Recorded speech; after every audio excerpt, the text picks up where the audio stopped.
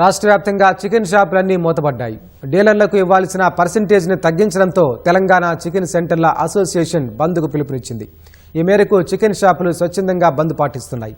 గతంలో ఉన్నట్లుగానే చికెన్ షాపులకు ఇచ్చే మార్జిన్ను కొనసాగించాలని వ్యాపారులు విజ్ఞప్తి చేస్తున్నారు. రాష్ట్రంలో చికెన్ వ్యాపారం ఎక్కడికక్కడ నిలిచిపోయింది. డీలర్లకు ఇవ్వాల్సిన పర్సెంటేజ్ను తగ్గించడంతో చికెన్ షాప్ యజమానులు స్వచ్ఛందంగా బంద్ పాటిస్తున్నారు. పర్సెంటేజ్ తగ్గింపును వెంటనే రద్దు చేయాలని డిమాండ్ చేస్తున్నారు. కంపెనీలు మార్జిన్లు తగ్గించడం వల్ల చిన్న వ్యాపారులు తీవ్రంగా నష్టపోతున్నారని అసోసియేషన్ నేతలు ఆరోపిస్తున్నారు. చికెన్ షాపులు మూతపట్టడంతో మాంసాహార ప్రియులు ఇబ్బందులు ఎదుర్కొంటున్నారు. పరిస్థితి ఇలాగే కొనసాగితే ధరలు మరింత పెరిగే అవకాశం ఉందని వ్యాపార వర్గాలు చెబుతున్నాయి.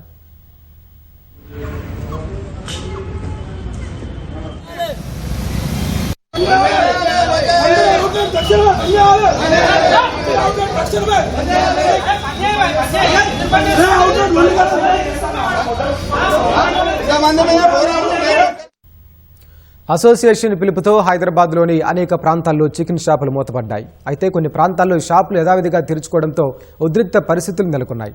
హైదరాబాద్ ఎల్బీ నగర్లో బంద్కు మద్దతుగా ఉన్న అసోసియేషన్ సభ్యులు షాపులు తెరిచిన యజమానులను అడ్డుకోవడంతో వాగ్వాదాలు చోటు చేసుకున్నాయి.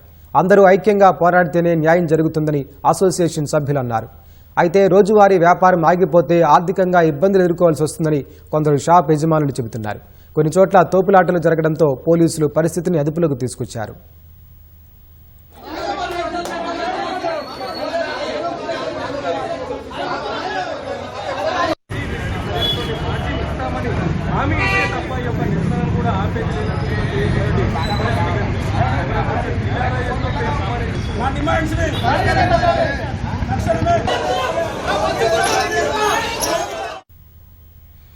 జిల్లాల్లోనూ చికెన్ షాపులు మూతపడ్డాయి. మార్జిన్ తగ్గించడంతో తమకు గిట్టుబాటు కావటం లేదని చికెన్ షాపుల సంఘం సభ్యులు ఆవేదన వ్యక్తం చేస్తున్నారు. కోళ్లను తీసుకురావడానికి ట్రావెలింగ్ ఖర్చు, షాప్ రెంట్లు, వర్కర్ల జీతాలు పోను తమకు కనీస లాభం కూడా మిగలటం లేదని వాపోతున్నారు. పౌల్ట్రీ యజమానులు ప్రభుత్వం నుంచి రాయితీలు పొందుతూ తక్కువ రేటుకే కోళ్లను పెంచుతున్నారని తెలిపారు. కానీ షాపులకేసే కోళ్లపై మార్జిన్ను తగ్గించాలని ఆగ్రహం వ్యక్తం చేశారు. గతంలో లాగానే చికెన్ షాపులకు ఇచ్చే మార్జిన్ను కొనసాగించాలని విజ్ఞప్తి చేశారు. ప్రభుత్వం తమ సమస్యను పరిష్కరించాలని చికెన్ షాపుల యజమానులు వేడుకుంటున్నారు.